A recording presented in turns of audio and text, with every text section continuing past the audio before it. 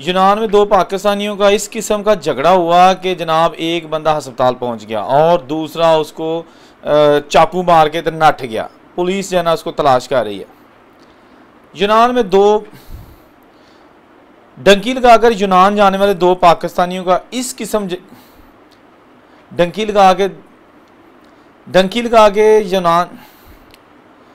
लगाकर यूनान जाने वाले दो पाकिस्तानी आपस में झगड़ पड़े और बात छुरियों तक जा पहुंची। एक पाकिस्तानी अस्पताल पहुंच गया जबकि दूसरा भाग गया। अभी पेपर नहीं बने और झगड़े शुरू हो गए। उसके बाद ये पोस्ट सोशल मीडिया पर आई, एक तस्वीर आई कि जी यूनान में दो पाकिस्तानी जो है ना उनका आपस में झगड़ा हुआ है। तो उसके बाद जो कमेंट्स फिर उसके नीचे आए, मैं पहले आपको वो पढ़ के सुना देता हूँ कि लोगों ने कमेंट्स क्या किए। तो इसमें बहुत सारे कमेंट्स हैं, मैं आपको पढ़ के सुनाता हूँ कि लोग इनके बारे में क्या कहते हैं। ये जनाब एक भाई साहब ये लिख रहे हैं, ये सिर्फ़ और सिर्फ जब औकात से बाहर आ जाते हैं तो ये इस नेज़ पर पहुँच जाते हैं। इनको सोचना चाहिए कि हमारी पीछे क्या औकात थी। जब हम पाकिस्तान से डंगी लगाकर इधर आए, जब इनके पास दो पैसे आ जाते हैं, अकड़ आ जाती है, तकब्बर आ जाता है और फिर ये इस मामले में उलझ जाते हैं। इंसान को हमेशा आजिज़ी के साथ ज़िंदगी गुजारना चाहिए। बड़े दुख और बड़े शर्म की बात है, अब ये मज़ीद सख्ती करेंगे और इनको समझ जाएगी। इसके साथ फिर दूसरे साहब लिखते हैं और पाकिस्तानी बोलते हैं कि यूनान तो हमारा दूसरा घर है। ऐसे बहुत सारे गैर कानूनी कामों में मुलव्वस हैं पूरे पाकिस्तानी। फिर लिखा है जी, पाकिस्तानी जहाँ जाते हैं अपना असर दिखाए बिना नहीं रह सकते। फिर कहते हैं जी, दुनिया को कैसे पता चलेगा हम पाकिस्तानी हैं। ठीक है जी। फिर लिखा है जी, असल वजह है माजरत के साथ तालीम की कमी। ये हमारे बच्चे छोटी उम्र में डंकी लगा के गुजरात, खारियाँ, लाला मूसा, मंडी बहाउद्दीन, दीना, सियालकोट, गुजरांवाला, झेलम से माइग्रेट यूरोप चले जाते हैं रोज़गार की तलाश में। तो इनकी एजुकेशन ख़त्म हो जाती है। दूसरा, वालदैन भी सर पर नहीं होते, पैसे से अर्न करते हैं और उधर मुकाबला स्टार्ट हो जाता है और इस यार अभी पता नहीं क्या लिखा है। अच्छा, फिर लिखा जी, अपना आप जाहिर करते हैं तो ये वो लोग नफरत करते हैं पाकिस्तानियों से। यूनान में पाकिस्तानियों की अब ज़िंदगी दुश्वार कर दी जाएगी इनके करतूतों की वजह से। फिर लिखा जी, हो सकता है इनकी माँ के पास बिजली के बिल जमा कराने के पैसे ना हों और पुत्र बदमाश बना फिरता है। फिर लिखा जी, पता है ये वो बच्चे हैं जिसको माँ बाप ने हराम के ज़राए से पैदा किया, हराम ज़राए से परवरिश की। फिर जब बड़े होकर इनको काबू करने के काबिल ना रहे तो जान छुड़ाने के लिए यूनान का रास्ता दिखाया। ये सोच कर के रास्ते में मर गया या मारा गया तो जान छूट जाएगी, जिंदा पहुंच गया तो यूरोप में कानून है ये खुद कमा कर खुद पकाने का आदी हो जाएगा और ये बदल जाएगा। लेकिन अफसोस इनके दोनों सोचें गलत साबित हुई।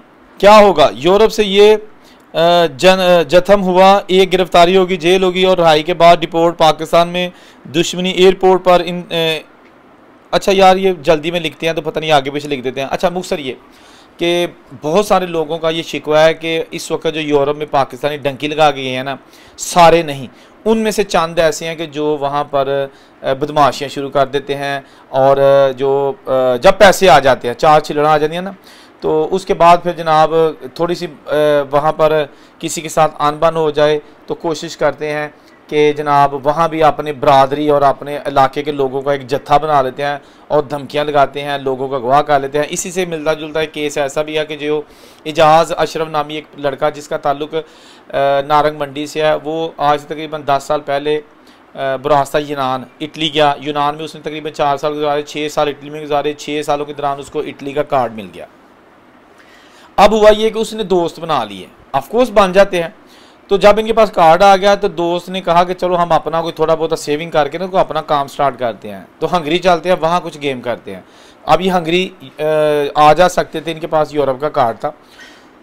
हंगरी आए, 5-7 दिन ये मशकूक लोगों के साथ मिले, फिर वापस चले गए। उसके बाद एजाज़ अशरफ जो कि अब गुमशुदा है, उसके जो घर वाले उन्होंने बताया कि एजाज़ हमें बताता था कि ये जो बंदा जिसके साथ मैं पार्टनरशिप करने लगा हूँ ये मुझे धमकाता है, ये अच्छे लोगों के साथ इसका उठना बैठना नहीं है, लिहाजा मैं इसके साथ काम नहीं करूँगा। जो मैंने इसको पैसे दिए हैं तकरीबन 7,500 यूरो और दूसरे गाड़ी में भी जो पैसे डाले हैं, गाड़ी भी हमने रल के ली है, मिलकर ली है, तो उसको जनाब हम जो है ना वो सेपरेट कर लेंगे।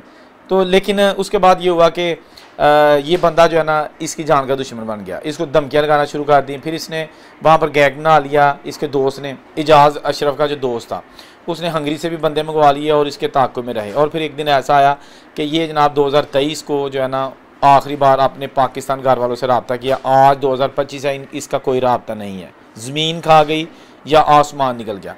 इन्होंने एम्बेसी से रब्ता किया, पाकिस्तानी FIA से रब्ता किया, Mohsin Naqvi director FIA Italy में, सॉरी पाकिस्तान में इटली का सफारत खाना, हर जगह उन्होंने अप्रोच किया, लेकिन अब तक एजाज अशरफ का कोई पता नहीं चला। तो उसके भाई फयाज ने कहा कि हम चाहते हैं कि हमारा बच्चे का पता चल सके कि वो ज़िंदा है या जिस हाल में भी है, कम से कम हमें पता चले। हमारे जो बूढ़े वालिदैन हैं वो दिन रात यही करते रहते हैं। इसके साथ साथ मैं फ्रांस में था, वहाँ पर भी जो है ना वो कुछ लोगों ने जत्थे बना रखे हैं आपस में, सब लोग नहीं, बहुत सारे अच्छे अच्छे हमारे दोस्त भाई हैं, मंडी के लोग हैं, बड़े अच्छे लोग हैं, पाकिस्तानी वहाँ ठेकेदार हैं, काम करते हैं, लोगों को काम भी देते हैं, गुजरात के, गुजरांवाला के।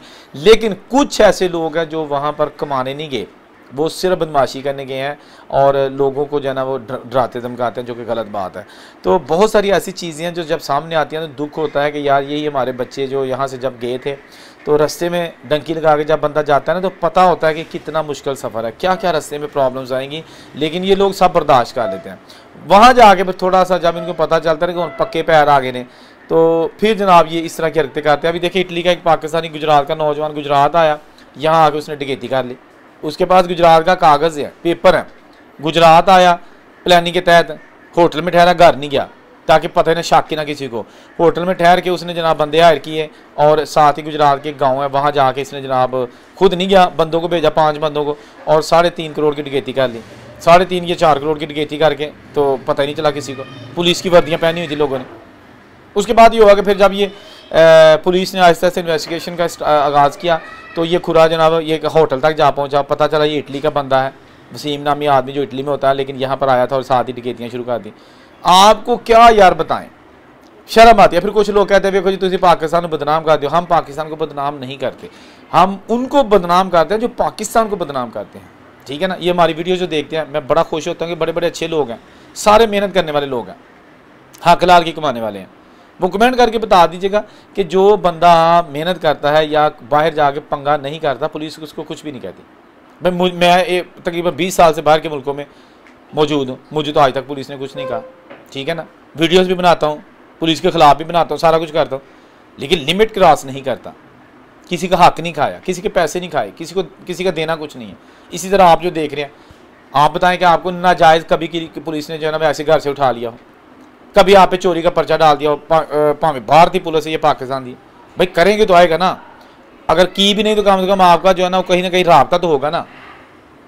तो दोस्तों कमेंट करके बताइएगा कि क्या ऐसे ही है जैसे मैंने पहले कहा कि यूनान में 2 पाकिस्तानियों का झगड़ा हो गया और उसके बाद लोगों ने बड़े बड़े बुरे कमेंट किए कि यार देखो जी भुखे मारते गए, उत्थे जाके टगे 4 आ गए तो लड़ते ने, बदमाशियाँ करते हैं। क्या ऐसे ही है? मैं नहीं कह रहा, ये लोग जो है ना वो आपको जो आपकी पोस्ट होती है वो देखकर इस तरह के कमेंट करते हैं। जहाँ खुश रहें और उनसे गुजारिश, अल्लाह हाफ़िज़।